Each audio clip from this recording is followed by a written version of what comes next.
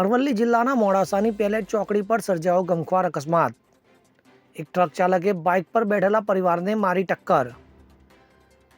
અકસ્માતની ઘટનામાં 4 વર્ષની બાળકીને કચડી નાખતા સ્થળ પર જ નીપજ્યું તેનું મોત। પિતાનો અકસ્માતમાં હાથ કપાઈ જતા સારવાર માટે ખસેડાયા તો સ્થાનિક લોકો દ્વારા ટ્રક ચાલકને પકડી સોંપવામાં આવ્યો પોલીસને। પેલેટ ચોકડી પર વારંવાર અકસ્માતોના પગલે સ્થાનિકોમાં ફેલાયો આક્રોશ। એક જાહેર અપીલ કરતા કહું છું કે આ મેઘરજ ચોકડીનો હર વખતનો પ્રશ્ન છે કે અહીંયા જ્યારે પણ એક્સિડન્ટ થયું છે, કરુણ જનતાનું મૃત્યુ પામ્યું હોય છે, ત્યારે આ સર્કલની અંદર જે પણ તંત્ર ઉભા કરવામાં આવે છે એમને ટ્રાફિકના રૂલ્સ ખબર છે। પહેલો પ્રશ્ન એ।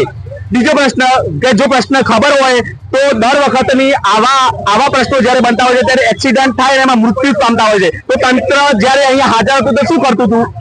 જ્યારે પણ જનતાને જ્યારે આવવાનું હોય છે ત્યારે કોઈ પણ નાગરિક બોલાવવાનો નથી। તો હું આ તંત્રને માંગ કરું છું, બરાબર આ વખતે ખરેખરની અને ધારણા કરવામાં આવશે યુવાનો દ્વારા કે આનો જો ઉકેલ તમારે લાવવો જ પડશે। મેઘરજ ચોકડી ઉપર મોડાસાની જનતાને તમામને પૂછી લો, સૌને ખબર છે કે આની અંદર ટ્રાફિક ફૂલ રહેશે, કયા કારણોસર રહેશે તો એનો પ્રશ્નનો ઉકેલ આજે 6 મહિનાથી પહેલા લોકો અહીંયા ચોકડી પર હું પણ બેઠેલો છું ભાઈ કે આને પર બેસીને ધારણા કરતા ભાઈ એક્સિડન્ટો થાય છે, પછી તો પણ તંત્રને જ આંખો ખુલતી નથી।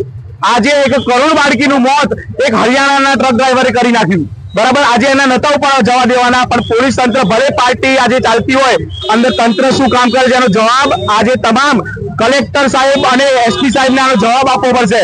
અહીંયાના તંત્રની અંદર કોઈ પણ પહેલા તો પોલીસ કર્મચારી પીઆઈ હાજર નતા, ક્યાં હતા? પહેલો પ્રશ્ન એ।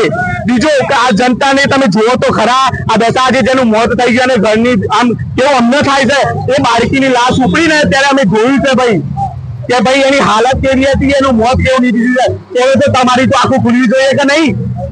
આનું મહેરબાની કરીને એક નાગરિક કાર્યકર નહીં, એક જાહેર જનતાનો એક નાગરિક તરીકે તમને પ્રશ્ન પૂછું છું કે સહયોગ ચોકડીનો આ મેઘરજ અને સહયોગ બંને ચોકડીનું નિવારણ લાવો, ટ્રાફિકની સમસ્યા ઓછી કરો। બે હાથ જોડીને તમને વિનંતી કરું છું।